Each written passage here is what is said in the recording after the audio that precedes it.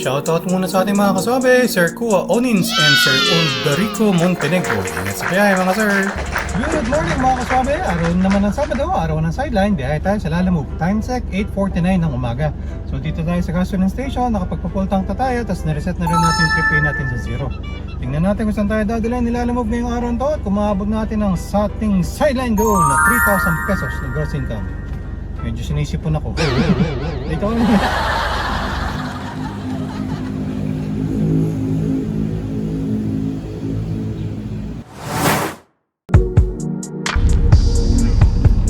magandang umaga po sir, sa Lalamove po.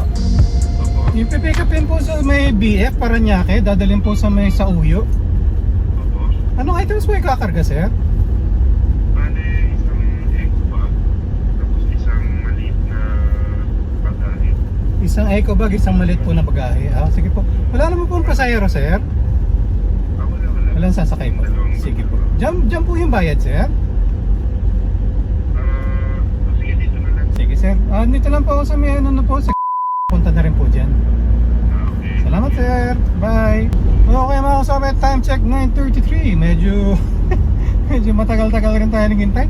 Nalilive disorder tayo mga kasama. Kasi good lang yung ano natin. Yung service quality rating natin.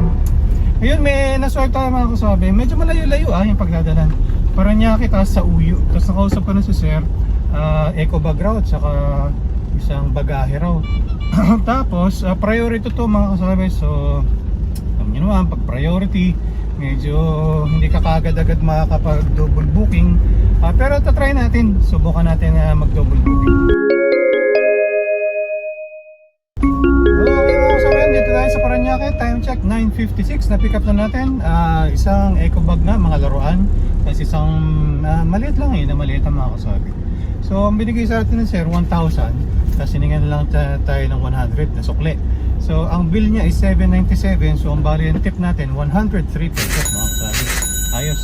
Nag-i-swipe tayo mga kaswabe, pero yun nga dahil nga priority tong booking natin, sabi ni Lalamove, try to complete ongoing orders first. So ang gawin natin, yun na rin yung napapanood ko sa ibang mga vlogger kailangan mo muna lumayo muna. Kung nga parang maihatid mo kagad to kasi nga priority booking siya. Lumayo ka muna bago ka sumubok na mag-swipe ng ibang booking mga kaswabe. So yun, biyahe naman tayo.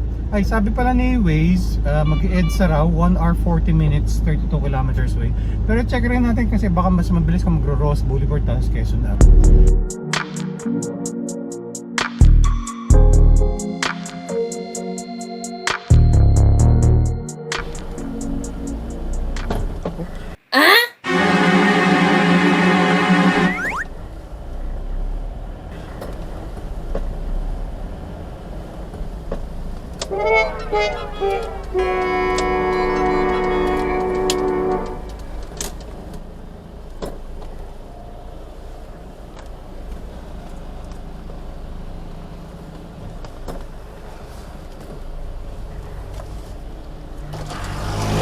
Sir, kakaparehistro ko lang sir, 1 yung dulo ko sir, 1. Kakarehistro ko lang ng December sir, ng Pasko. Salamat sir.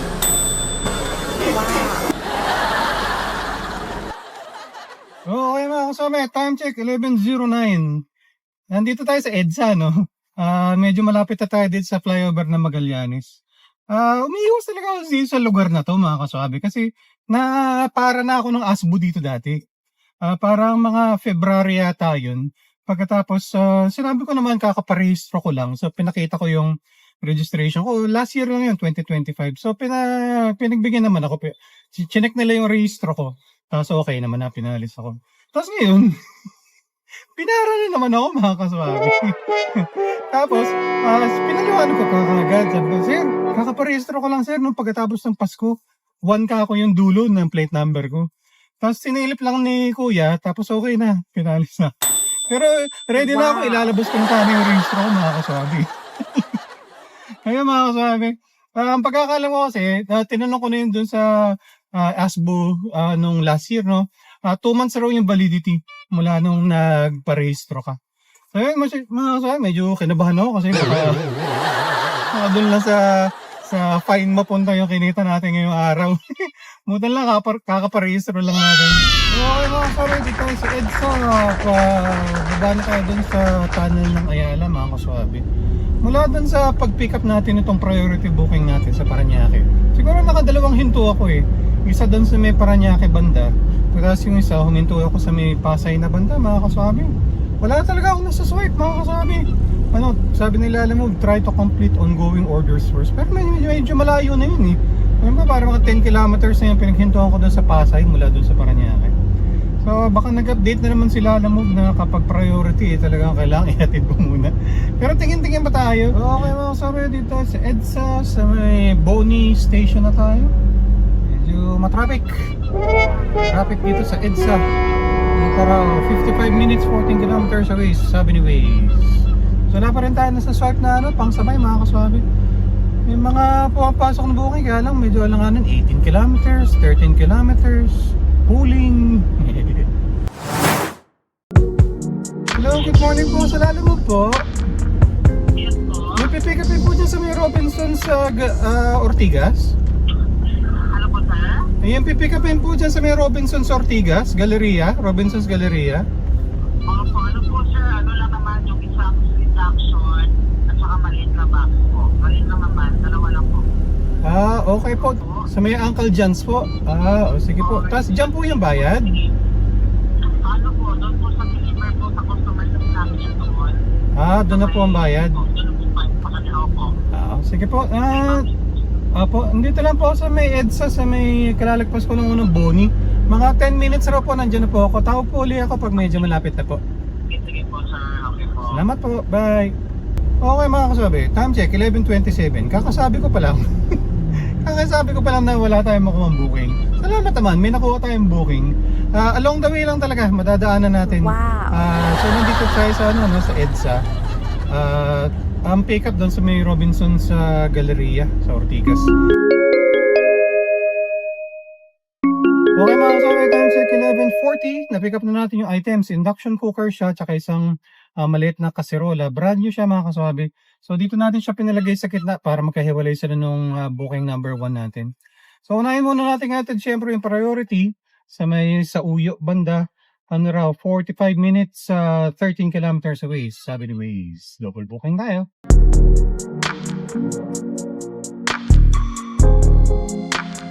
Okay mga kasama, time check 12:34. Na-drop off na natin yung mga items ni ma'am. All goods.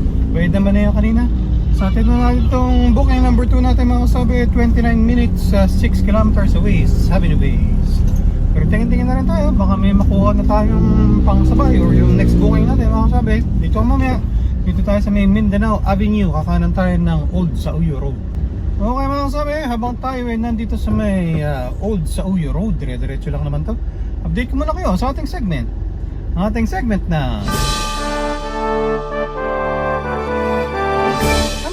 sabi ni Kaswabe. Meron tayong kasabi sa Sir Delta Trading. Sabi niya, boss, pa-vlog naman next. Paano mag-multiple bookings? Ang masasabi ni Kaswabe. Okay mga kaswabe, multiple booking. So ito yung mga double booking, triple booking, minsan pa nga quadruple booking mga kaswabe. So ako, isang beses pa lang yata ako naka-quadruple booking. Tanda ko yun eh. Nasa EDSA ako noon, tapos na pagde-deliver ako ng tatlo ko, na triple booking ko, yung tatlo, puro sa BGC. Tapos ang na-swipe ko, pang fourth booking ko, sa may farmer's market. So nasa EDSA ako, kung maliwala ako ng U-turn, tapos kung maliwala ng konti, nakuha ko na siya. Kasi pag dideliveran mga kasabi, sa may Brixton. So yun yung kalsada bago magkalaya ang bridge. So saktong-sakto lang siya. So yun yung magaganda, no? Yun yung maganda. Tsambang-tsamba talaga yun. Pero yun nga, iniiwasan ko yung mga quadruple booking na yan mga kasabi. Kasi ano rin, iisipin na rin natin, yung unang dalawang booking na nakuha mo, gano'n na siya katagal na nasa iyo. Baka naman kasi magalit na yung customer kasi pinasyal mo pa yung mga items nila, no? So yun, kaya ako, na as much as possible, hanggang triple booking. Tsambang-tsamba lang talaga yung quadruple booking. Tapos masasabi ko pa dyan mga kaswabe, yung mga poolings, mga kaswabe, hindi ako, iniiwasan ko. Hindi naman sa hindi ako kumukuha, no? Iniiwasan ko yung mga poolings kasi una, kakain na rin naman talaga siya ng oras mo, no? Pagpunta mo, pipikapin mo, tatawagan mo yung customer, di-deliver mo. Parang siguro kung makakatipid ka sa ano, no, sa diesel or sa gas, kung tipong paayun, pero kakain rin siya ng oras mo eh. So sa akin ang pananaw ko diyan, pag pooling, wag na lang. Mas gusto ko na, no, unahin na lang, tapusin na muna yung priority o kaya regular na booking para pag natapos ko na, makakuha na ako ng next na priority o kaya regular na booking ko, no? Yun ay para sa akin lang. Ang biyahe ko kasi mga kasabi, within Metro Manila lang, no? Rarely, madalang ako na lumalabas ng Metro Manila. Pero kung for example, taga outside Metro Manila ka, for example, taga may Kawayan, Bulacan ka, tapos medyo mahina, konti lang ang booking, so talagang magsabay ka na kung ilan pang may sasabay mo kung ganun ang sitwasyon mo, no? Pero kung nga kasi, since dito lang sa Metro Manila, mas gusto ko na ganun. Ibaba ko na kagad yung booking ko para next na booking ko, maganda uli yung rate, regular o kaya priority. Speaking of which, nangyari sa akin ngayon, no? Dati kasi mga kaswabi, pwede kang kumuha ng priority, tapos pwede mo sabayan ng isang regular, tapos isang pooling, so triple booking ka, may priority. Ngayon parang nag-update na si Lalamove. Ang ginagawa niya, katulad ng nangyari sa akin kanina, no? So una ko, priority booking, tapos hindi kanya papayagan na kumuha ng iba pang booking habang nasa malapit ka pa dun sa pick up ng booking number 1 mo. Kaya ako, di ba, yung kunento ko nga kanina, pumarada muna ako dun sa may Parañaque banda, ayaw pa rin. Try to complete ongoing orders first. Nagparada ako sa may Pasay banda. Ganun din, try to complete ongoing orders first. So, dineretso ko na.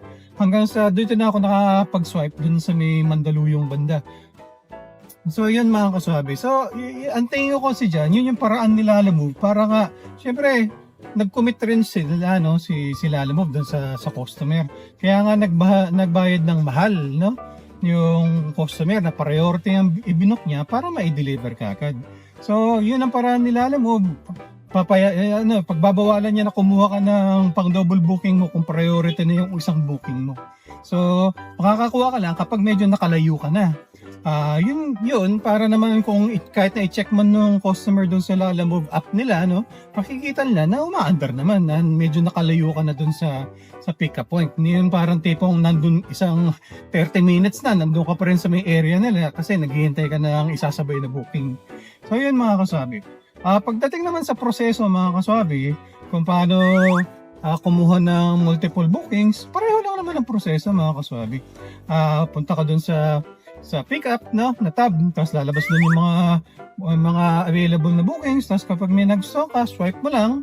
Pag binigay si ni Lalamove, mapupunta na yun dun sa sa records na tab dun sa ongoing. So kung dalawa na yung booking mo, edi double booking ka, nandun yun sa ongoings na tab. Tapos ganun din yung proseso sa pagko-close. Punta ka nga dun sa ongoing na tab. Pagkatapos i-access mo yung record, kunyari mapipick up mo na siya. Tapos ganun din, picturean mo, tapos i-arrive mo, ganun mga kasabi. Tapos pag-deliver, ganun din, pupunta mo na naman siya dun sa ongoings na tab, access mo yung record, tapos i-deliver mo, tapos close mo yung booking. In terms of process, pareho lang mga kasabi. Parang single booking lang, nakumuha ka lang ng dagdag pa. Pareho lang ang proseso. Pero, ang kailangan nating isipin mga kasabi, kailangan yung mga bookings natin, pag nag-double booking ka, dapat medyo paayun. Ano ibig ko sabihin? Kunyari itong sa akin, no, di ba? Nasa Parañaque ako, tapos papunta ako dito sa Uyo, nasa EDSA ako, no? So, ang nakuha kong booking, doon rin sa EDSA. Hindi ako lumihis na parang tipo nagpunta pa ako ng San Juan, o kaya bumaba pa ako ng Pasig. Nandun lang. Nasa along the way lang talaga. Although yung delivery ko medyo malayo, no? Ayun nga, parang 6 kilometers away mula dito sa isang booking ko. Pero okay lang. Kasi hindi ganong na-istorbo yung booking number 1 ko. Inuna ko muna siyang i-deliver. Kasi una, mga kasabi, nakakahiya naman. Nagbayad ng mahal yung customer. Priority booking. Tapos nagbigay pa siya ng tip. Diba? Tapos cash na niya sa akin binigay kanina, right? Doon pa lang sa pick-up, binayaran na niya ako. Kaya naman parang tipong 4 hours, 5 hours bago mo siya may deliver. So inuna ko muna siya. Kahit na mas malapit sana itong Pasong Tamo kaysa doon sa Uyo. Anyway, yun, kailangan medyo paayon. Sample, kunyari nasa may MOA ka, Pasay. Tapos ang nakuha mong booking, papuntang monumento. Tapos nung nagtitingin-tingin ka pa, may nakita ka 500 meters away lang para sa kabilang kanto lang, Pasay din. So sinuwipe mo na kagad. Tapos nung chinecheck mo na yung booking, yung palang delivery ng isa mo, papuntang Muntinlupa. So parehong letter M. Muntinlupa, monumento. Kaya lang, ang problema doon mga sabi, pasaliwa. Talagang yung isa north, yung isa nasa south. So kahit na alin ang unahin mo doon, talo. Kasi anong oras ka makakarating sa monumento, tapos yung item mo na idadala sa Muntinlupa, ipinasyal mo muna. So baka magalit yung customer. Anong oras ka pa makakarating, tapos yung diesel mo pa, mula monumento, papunta ng Muntinlupa. So, lots yung ganun booking mga kasabi, no? Ang maganda sana, yung parang sabi ko, yung parang paayon. Kunyari nasa Pasay ka, MOA, tapos ang nakuha mong booking nasa papuntang Makati. Ang magandang makakuha na kasabay nun is yung papuntang Mandaluyong. Parehong letter M, no? So, kung kung diniliver mo na sa Makati, tatawid ka lang ng tulay, nandun ka na sa Mandaluyong. So, yun mga kasabi. I-consider lang natin, isipin din natin. Kasi kung ilagay rin natin yung sarili natin sa posisyon ng customer. Kunyari kung ikaw, nag-book ka ng priority dahil gusto mong nagmamadali kay pagkain, binook mo ng priority, tapos parang tipong Pasay to Makati, no? Tapos na-deliver sa'yo para mga after 3 hours, malamig na yung pagkain, yung ganun. Yung parang naiinis ka rin kasi nagbayad ka ng mahal, priority, tapos ang lapit lang ng Pasay to Makati, pero inabot ng 3 oras. So, yun mga kasabi. Sorry, ang dami ko sinabi. Sana makatulong. Yan, ang sinasabi ni Kaswabe. Dagdag ko pala mga kasabi, no? Kapag multiple bookings ka, double booking, triple booking, lalo na kapag quadruple booking mga kasabi, no? May sasuggest ko, paghiwalayin nyo yung mga items. Kung meron kayong pangharang, harangan nyo. Katulad nitong ginawa ko, no? Yung booking number 1 ko, nilagay ko dun sa likod. Pagkatapos yung booking number 2, nilagay ko dito sa gitna. So talagang magkahiwalay sila. Okay lang kung magkakaiba ng itsura, no? Okay. Ang problema, kunyari pare-pareho na kulay brown na box na naka-packaging tape, no? So baka magkahalo-halo. So ako, meron akong parang insulation foam nga, no, sa likod. Meron rin ako na parang panglagay dito sa windshield na parang insulation din. So paminsan-minsan, ginagamit ko yun, inihaharang ko. Para alam ko kung alin yung booking number 1, alin yung booking number 2, hindi ko na paghahalo. Kasi problema yun mga kasabi, kunyari kulang yun na i-deliver mo sa iba yung ibang booking. So yun, dagdag na tip lang mga kasabi. Okay mga kasabi, time check 1:35, na-deliver na natin yung items. All goods, nakuha naman natin yung payment, iniwan na nga lang doon kay Kuya Guard. So hanap mo tayo ng makakainan mga kasabi. Dito ka mamaya. Okay mga kasabi, time check 1:38. Nandito tayo sa may Luzon Avenue. Nag-U-turn tayo. May na-swipe tayo mga kasabi, 4.2 kilometers away. Ano ba to? Sa Uyo ba to?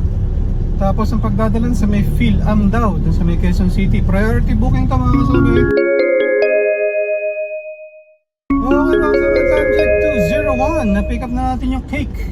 Medyo masikip dito sa kanila. Tapos ang hirap magmaniobra. Nagtanong-tanong ako kung may daan palabas. So ang tinuro sa akin, pasok po kayo dun sa basketball court, tapos doon po kayo umikot. So doon na ako sa basketball court ng maniobra. So atid na natin ito mga kasabi. 11 kilometers, 49 minutes away, sabi ni Waze.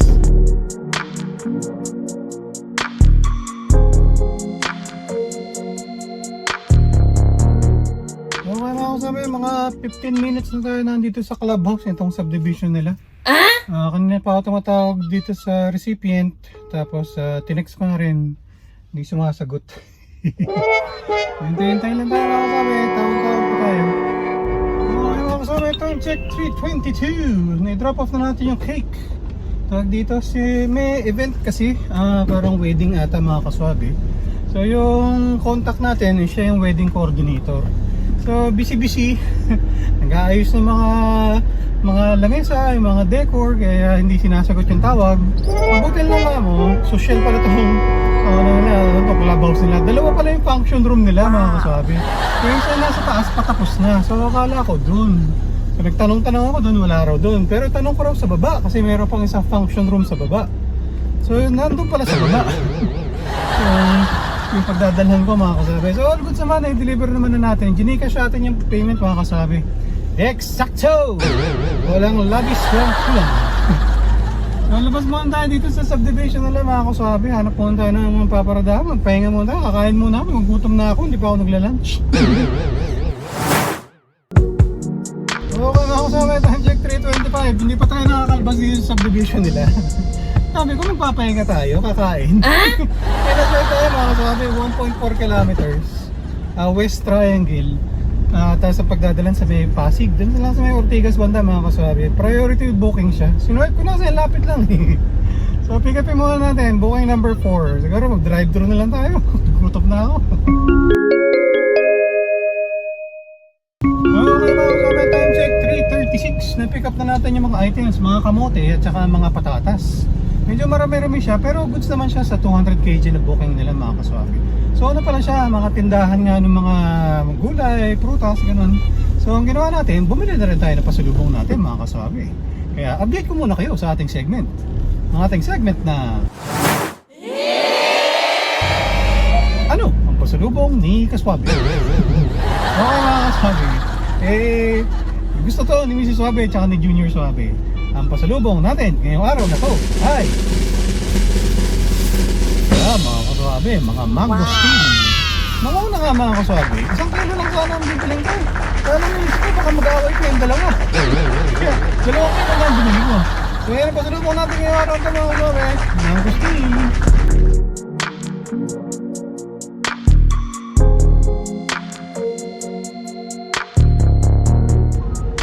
Good afternoon po. Sa Lalamove po, in delivery po ng mga kamote at saka potatoes. Hi sir, sa City Garden side po ba kayo? Sa ano pala ma'am, kanto po ng Ortigas at saka EDSA ma'am. Sige. Magte-text ba kayo sir pag nandiyan na kayo? Tawag na lang po ako ma'am pag malapit na po. Doon ako sa Garnet ma'am na kalsada. Oo, sa Garden sir kasi sarado po yung sa harapan ngayon eh. Sige ma'am. Tawag po ulit ako ma'am pag malapit na po. Sige sir. Sir, ito yung Gcash number mo. Para diretso po yung tip sa inyo. Ano naman ma'am, bayad na to ma'am, via credit. Okay lang po kasi po, dito po, may naka-allot po ng tip po, diretso.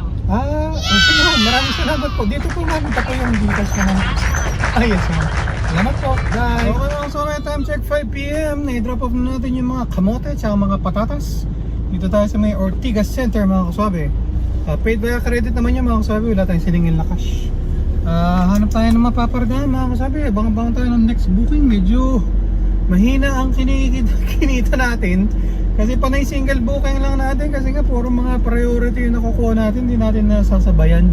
Okay mga kasabi, may na tayong parking hindi sa Ortigas. Tag dito, yung pinag-deliver natin itong huli dito sa may Ortigas, yung mga kamote at mga patatas mga kasabi, paid via credit yun. Kasi tinatanong niya sa akin yung Gcash number ko. Sabi ko, hindi ma'am, ano po, paid via credit naman to. Babawas po dun sa Lalamove wallet ninyo. Kasi sabi niya, hindi, okay lang sir, may naka-budget naman raw for tips, sabi niya. So pinadalantan niya tayo sa Gcash mga kasabi, 300 pesos, balante si ma'am. Alright! Nice! Okay mga kasabi, time check 5:27. Okay, nakapagpahinga tayo. So may sasakyan, nakapagpahinga rin.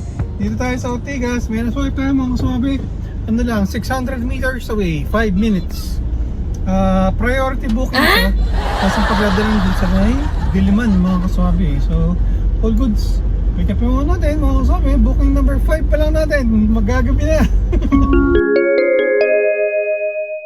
Okay mga kasabi, time check 6:12. May-drop off na natin yung cake. Dito lang pinag-iwan ni ma'am sa lobby. All goods, paid via credit yan mga kasabi. So, hanap tayo ng mapapardahan mga kasabi. Abang-abang tayo ng next booking natin. Okay mga kasabi, kung interesado kayo mag-apply sa Lalamove, ito yung step-by-step guide kung paano mag-apply. Tapos paki-input na rin yung aking referral code. Baka naman!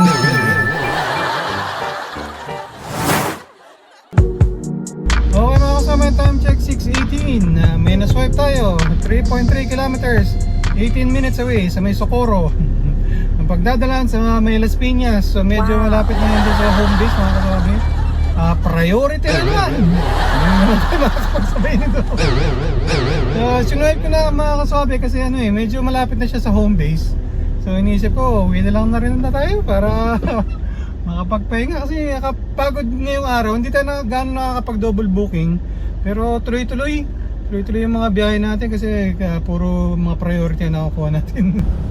Hello po, magandang gabi po sa Lalamove po. Yung pipick upin po sa dadalhin po sa Las Piñas. Opo, sir, tanong ko lang kung anong items po ikakarga, medical supplies daw. Kasya naman po sa sa Bios, sa sedan. Bios, kasya naman sir. Wala naman pong pasahero, sir. Kuya? Wala pong pasahero, walang sasakay. Wala naman, stocks lang. Sige sir, tapos dyan po yung bayad sir o sa Las Piñas na po? Dito ba bayaran? Dyan na po. Sige sir, medyo malapit na rin sir, mga 15 minutes na lang po sir. Okay, sige. Salamat sir. Bye. Okay mga kasama, time check 6:46. Halo-halo siya ng mga boxes, no? May maliliit, may magagaan, may malalaki. Naka-priority booking to mga kasama. Dito sa Las Piñas, 23 kilometers, 56 minutes away, sabi ni Waze. Okay mga kasama, time check 7:52. Na-drop off na natin yung mga boxes ng mga medical supplies. All goods. Ano naman yun, binayaran tayo kanina doon sa pickup doon sa may Cubao banda mga kasabi. Actually malapit na to eh. Parang kita ko na nga yung gasoline station kung saan ako nagpapagas tuwing umaga mga kasabi. Kaya ako talaga kinuha yung booking na yun. Kaya lang parang bitin pa mga kasabi, 7:53. Baka makakuha pa sana tayo ng kahit na isa o dalawa pa, kahit na within Parañaque or within Las Piñas sana. Kasi bitin eh. Hindi pa natin na-hit yung sideline goal natin mga kasabi. So punta muna tayo dito sa gasoline station. Doon muna tayo tumambay. Abang-abang tayo kahit mga 30 minutes siguro. Baka may matsambahan pa tayo. Okay mga kasabi, naka 118.9 kilometers tayo ngayong araw na to. Tapos full tank na ulit tayo. Full tank tayo ng umaga. Tapos ngayong gabi pa full tank ulit. Itong pakarga natin ngayong gabi, yan yung eksakto. Nagastos na sa diesel para sideline natin ngayong araw na to. Okay mga kasabi, time check 8:45 ng gabi. So naghintay tayo dito mga 30 minutes bago ko pumila para magpakarga mga kasabi. So ano yun, parang 12 hours tayo na nasa kalsada ngayong araw na to. Compute natin kinita natin mga kasabi sa 6 na booking sa Lalamove, 2,456. Cash tips, 303 pesos. So ang gross income natin, 2,759. Mga ginastos naman natin, diesel, 555. Budget for car maintenance, 300. Food, 150. So sa 12 hours sa sideline, yung malinis na take home pay natin, 1,754. Alright. Nice. Update naman sa ating incentive savings mga kasabi, 303 pesos na cash tips. Okay mga kasabi, so hindi natin na-hit ang ating sideline goal ngayong araw na ito. Naghintay tayo dito sa gasoline station, kaya lang puro mga pooling, mga abono. So wala tayong nakuha mga kasabi. So nangyari ngayong araw na ito, naka-6 na bookings lang tayo. Dun sa 6 na bookings mga kasabi, 5 doon, puro priority. Isang beses lang tayo nakapag-double booking, tapos lahat na sa kanila, puro single booking. Wala tayo na isabay. Maganda naman yung rate, no? Okay naman. Tapos syempre, di ka ganong pagod kasi isa lang ang nakasakay. Kaya lang, ayun sayang. Mas maganda sana kung nakaka-double booking tayo. Pero ganun talaga. Di araw-araw Pasko, bawi na lang tayo next biyahe mga kasabi. So yun lang muna mga kasabi. Yan ang Sabado sideline natin sa Lalamove ngayong araw na to. Maraming salamat sa panonood hanggang sa ulitin. Ingat-ingat sa pagmamaneho para ang biyahe natin ay laging swabe.